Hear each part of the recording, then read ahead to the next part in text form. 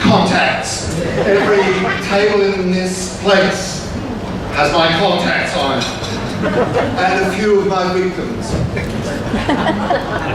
I feel a great sense of forgiveness in the room tonight. And I hope it will continue to the end of my rambling remarks. But look at us.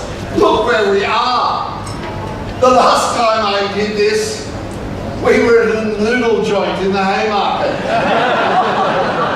But yet there is this one fascinating continuum. High correlation, at least in this state, between chopsticks and liberty. Something that may seem inexplicable to the actual inhabitants of China is nevertheless true in this room. Now, I want to make it clear a few housekeeping points before I begin. The Chatham House rule does not apply tonight. I will not ask journalists to put up their hands. And tonight's banquet is one of the first held in this country under the new rules of banquetry, which is, rather than significant politicians sitting right up here under the microphone, hit tables of nobodies. Do you notice this? The politicians are up near the back door, ready to make their exit if I make a joke that is at all remotely true. Council for Civil Liberties, ever sensitive to the needs of power, have assured me that anybody walking out in disgust at what I say will have their names recorded on the council's website, so that even before midnight tonight, the distance you have set yourselves from my speech will be clear to anybody. You will not have to make any phone calls to Paul Cameron in the morning. It will all be clear from tonight. So, on your blocks. Oh, and could I ask table 28 to behave? I've been told that table 28 is particularly badly behaved tonight. I don't know where 28 is, but no doubt you'll make your presence heard. On your blocks, I want you to imagine the scene. It is still dark. When Alan Jones's Lexus, well, that is what he drives these days since he lost his brother, pulls into the garage of 2GB. Alan is dressed, as he always is, in full Mittagong rig. Sort of a bit kind of brown down below and a bit kind of pink above. Though he's not on air until 5 a.m, he must first make himself available for a bout of re-education. At the age of 70 by his account, or 72 by the ordinary laws of arithmetic, Jones has been ordered by ACMA to sit with a pair of trainers who will try between now and the end of November to teach him what cub reporters learn before they're weaned. Hardly accurate.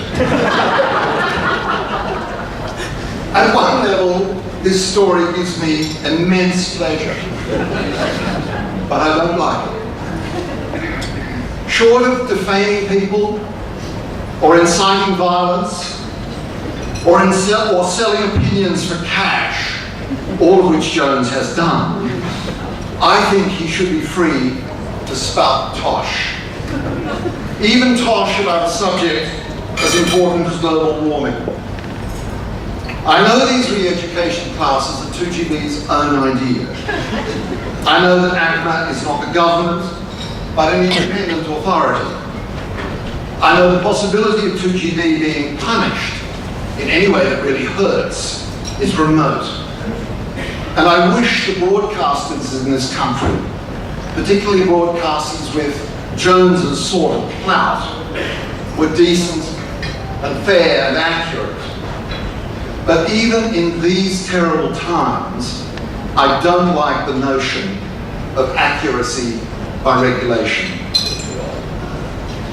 I'm here to talk tonight about the old ways that we protect civilised discourse in this country, about the old ways that we support, and I say we because just before dinner I notionally renewed my membership of the Council for Civil Liberties, though I have left my chequebook at home, but I'm back in the fold. The methods that we have always defended, the arguments that we have always made. And the old ways, of course, are ridicule, contest and debate. Jones is free to lie about global warming. He is free to lie, as I heard him the other morning, and nearly crashed my car as I had a fit of laughter. He's free to lie that he'd never been involved in cash for comment. He actually said it, which makes me think that perhaps the greatest asset of his enormous audience is that they're all suffering from Alzheimer's. He is free even to say that the Prime Minister drove her father to his death. But those lies, that abuse, that exercise of free speech has consequences. And this is what is new. Out there, amongst the capital C Conservatives, out there, amongst the people who declare every contest in our public life a war.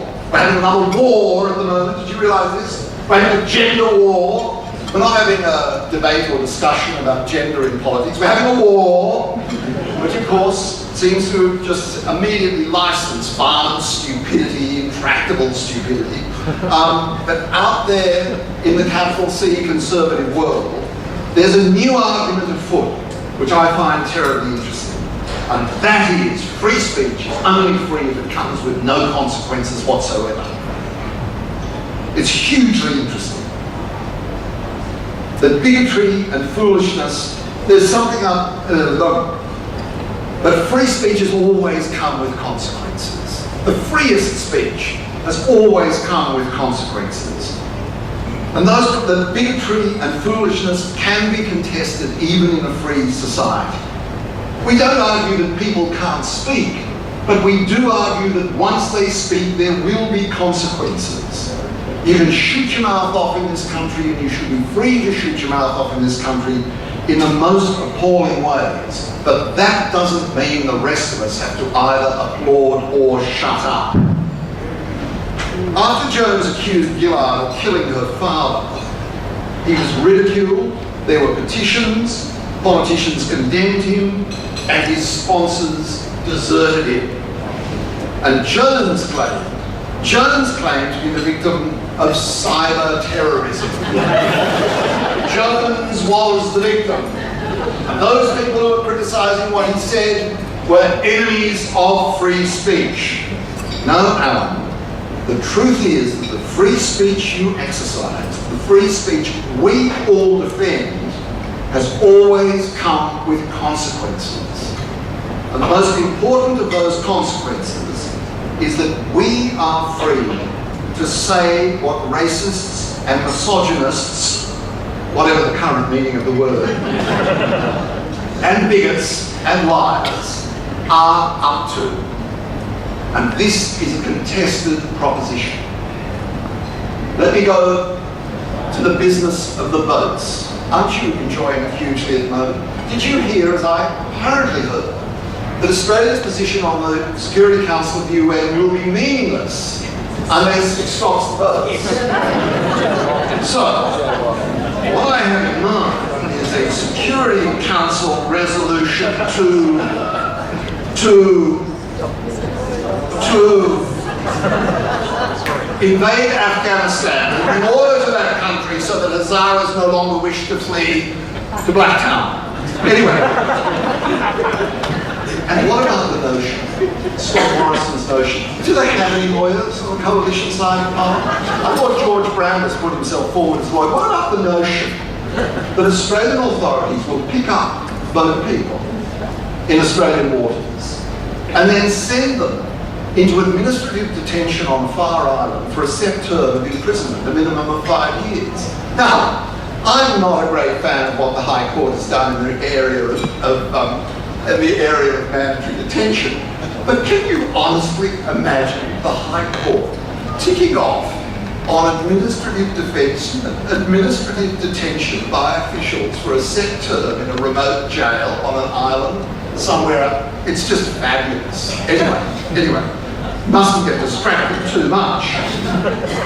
But out there in the capital C conservative world, there is the notion that to name what is going on, say, in the votes debate, is actually to be shutting down free speech. To call it what it is, which is racism, Scott, we wouldn't be worried about the votes if they were full of Scottish farmers, Scott. To call it what it is actually to be an enemy of free speech. This is Janet Albrechtson last year. To close down discussion about, say, immigration or border control, you call your opponents racists and point to xenophobia in the community. Opponents are not just wrong, they are evil. Their views should not be aired in a civilised society. She calls this line of argument a trick to shut down debate. Wrong, Janet. Wrong, Janet. This is racism. Even in a civilised society, it is going to be promoted politically. Not usually by mainstream parties, but hell, this is Australia. And we have a right to say what is going on. It is race politics. It is race politics for domestic political advantage. How bad is public discourse at the moment? To what extent are hate, lies, bigotry, misogyny rampant in Australian political life? I spoke this afternoon to my old friend Rebecca Huntley, who now essentially runs Ipsos. Now you know the way Ipsos works. Ipsos gathers groups of friends together, asks no questions, and just listens, just sees what's on people's minds. And I asked Rebecca whether there is a sense in the Australian community at the moment that discourse is particularly bad, whether there's a sense that we've reached some historic nadir in the way we go about debating politics. And she said, no, that's not it. When you listen to groups, they say the same things now that were being said 10 or 15 years ago. They don't like it, they don't like the tone, they don't like the way public debate is conducted in this country. They say things like the political parties are squabbling children, and they say the opposition is always being negative. They've always said that, and they've always attacked the press. They're attacking the press now as they attacked the press 10 years ago for too much editorialising and not nearly enough reporting of fact. But what's different now, what is exasperating the public, what is to some extent driving calls for changes to the way in which we conduct public debate, is a sense in the public that they are trapped. Trapped between a government they don't like and a government they confidently believe will lose the next election, and the leader of the opposition who is also unliked, and who very many of the people they talk to regard as a laughable future Prime Minister. It is in this context of seeming trapped and exasperated that there are fresh calls for something to be done about the way we talk politics in this country. I'm here tonight to say we should be very, very, very careful about the way we respond to that exasperation. Part of that exasperation is about privacy laws, and George mentioned those, or was it Cameron mentioned those earlier tonight. I was on an advisory committee to the New South Wales Law Reform Commission looking at privacy laws, an inquiry chaired by Jim Wood, and I was amazed at the hostility to the press displayed by the New South Wales Law Reform Commission, and amazed that their final recommendation was that there should be a tort privacy which would extend to people who were merely annoyed by truthful accounts in the press. We have got to be very vigilant about privacy law. We have got to be very vigilant. If there is going to be a tort of privacy, very, very vigilant indeed about the terms of that tort. And what I think also is we need to be unremittingly vigilant about are laws that turn on the fence. They're everywhere they're everywhere. This is kindergarten stuff. We've discussed this before. I raise it again tonight because it doesn't go away. There are too many laws in this country which turn simply on a fence. What I might call moule marinière remarks of Peter Slipper are probably a breach of section 474(17) of the Criminal Code, because he was using a carriage, he was perhaps using a carriage service to menace, harass, or cause offence. Many of you will know that I have crossed swords with Andrew Bolt on many occasions, but in particular about what happened to him over the publication of those columns in which he abused light-skinned Aborigines for not taking a sensible course of declaring themselves white. Andrew Bolt got everything he deserved for printing those columns, everything he deserved. But I still argue that Section 18C of the Racial Vilification Act is bad law. There are too many laws in this country which set too low and allow people to go to law simply for offence. Section 18C of the Racial Vilification Act allows an action to get underway, and indeed be successful as it was in Andrew Bolt's case, merely for offending, or insulting, or humiliating. None of those should attract the law. A friend of mine drew an absolutely gorgeous illustration from Financial Review. Michael Fitzjames, his name is, he drew a map of Italy. He drew a map of Italy, and every place name was a joke about Italians, about Italian organised crime. Italy became Bella Storia. It was an extremely funny illustration, used to illustrate an article which was critical of the Berlusconi regime in the Financial Review. Financial Review and Michael Fitzjames were taken to law under exactly this same provision of the Anti-Vilification Act for offending Italians. For offending Italians with this hilarious and beautiful map. And in the end, the Australian Financial Review settled rather than fight for offending Italians. Now, Andrew Bolt did more than offend those light-skinned Aborigines. He ticked every box available in that legislation. He offended, he insulted, he humiliated, and he intimidated. And I think it is time for us to pay particular attention to where anti-vilification laws kick in. For me, I don't believe they should kick in until speech approaches violence, until speech is an incitement to violence, until speech becomes something like assault, until speech begins to intimidate. I have never believed that poofters should have a right to go to law as they do now in New South Wales because what people says offends them. It's just not. And I think we should be campaigning to raise the bar in these offences, raise the bar in anti-vilification legislation as our part of cleaning up public discourse.